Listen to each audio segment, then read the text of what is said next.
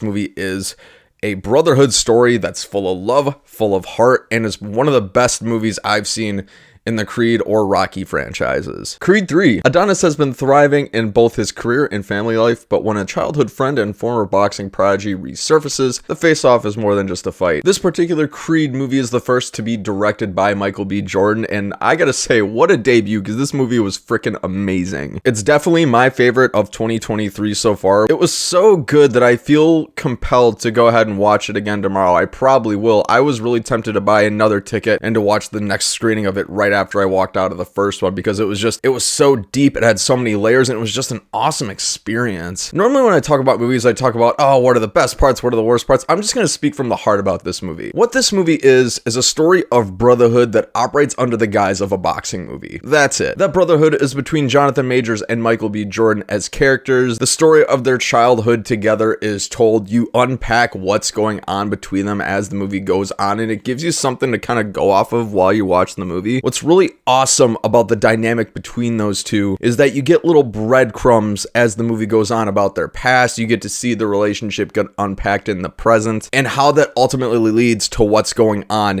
in the future as this movie kind of wraps and goes on. It's done really well. And I think that's where you're going to get the most bang for your buck in this movie, is dissecting that relationship between these two grown men with troubled pasts. It's no secret, it's all over the trailers. Of course, these two men are boxing each other, trying to beat the hell out of one another. But where this movie really gets you to excel is the way it evokes the love that these two actually feel for one another, even though they're trying to knock each other's heads off. I was just so enamored with the way that the movie pulled that off, and it pulled it off in a few different facets. But what else do we got going on in this movie? There's a lot of different things that you can really unpack. My initial reaction out of this movie, I said that this movie had both depth and breadth. What does that mean in plain English? It covers a wide variety of topics in a lot of different ways. It addresses what it looks like for kids to grow up in group homes, what grief looks like, what opening up about your inner turmoil feels like, a little bit of commentary around the deaf community, struggling with your past and reconciling with it so you can move on with your future. The movie touches upon all these different things. It's never bloated, and it makes it feel like it's having a genuine conversation with you about it in a way that's meaningful. And of course, again, let's not forget the brotherhood and friendship aspect between it all as well. Now let me talk about the action in this movie, because this is a boxing movie down at its core, aside from it being a brotherhood experience. But when it comes to the boxing elements of this movie, it's done incredibly. Like it is seriously the best boxing sequences I have ever seen put to film. You can really tell they used IMAX cameras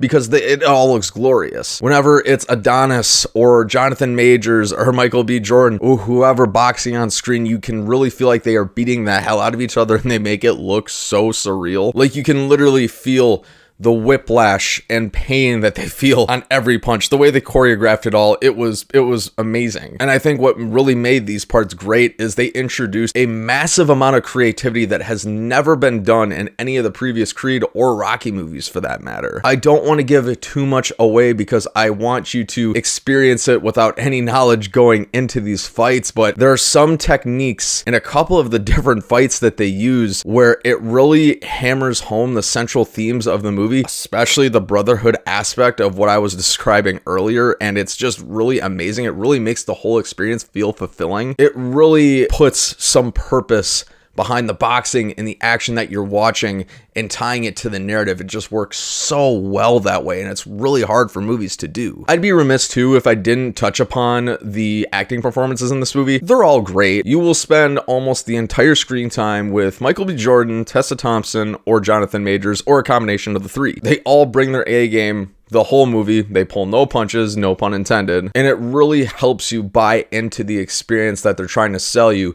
especially between the brotherhood of Michael B. Jordan and Jonathan Majors. If I haven't talked about that enough already, well, I'm saying it again here because it is strong in this one. And what really brought home the experience for me in this movie is the way in which they wrote it. I'm very curious to see where they take the Creed franchise in the future, if anywhere at all. I'm not saying they're gonna make more movies. I'm not saying that they're not going to, but if they choose to keep making these movies, they made this really smart outlet throughout the film that's really subtle that they could take the movie franchise in the future if they wanted to.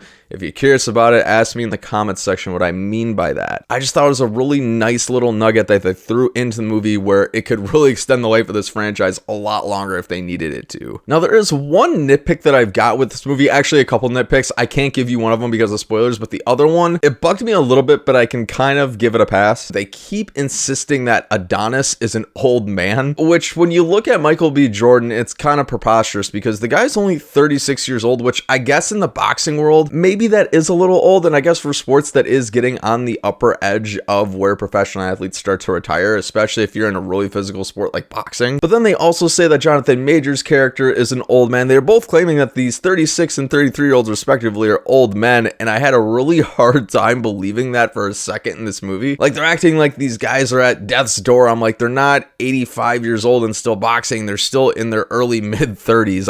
I didn't quite love that. Is it forgivable? Absolutely. Is it the only thing I could really think of that I didn't enjoy about this movie? Yeah, that's pretty much it. Friends, this is no doubt a 9 out of 10 in my book. This is amazing. Go see it. Go see it multiple times in theaters. This movie is a brotherhood story that's full of love, full of heart, and is one of the best movies I've seen in the Creed or Rocky franchises. I gotta say, this is probably definitely my favorite Creed movie of the three. Go see it. Go have fun. Let me know what you thought of it down in the comments below. I'd love to hear from you. Friends, thank you so much for watching another movie review. If you like this or thought it's helpful, I'd be honored if you consider clicking the like button, clicking these end cards up above, or the links down in the description below for your viewing pleasure. Once again, I've been Bryson. Until next time, have a great day.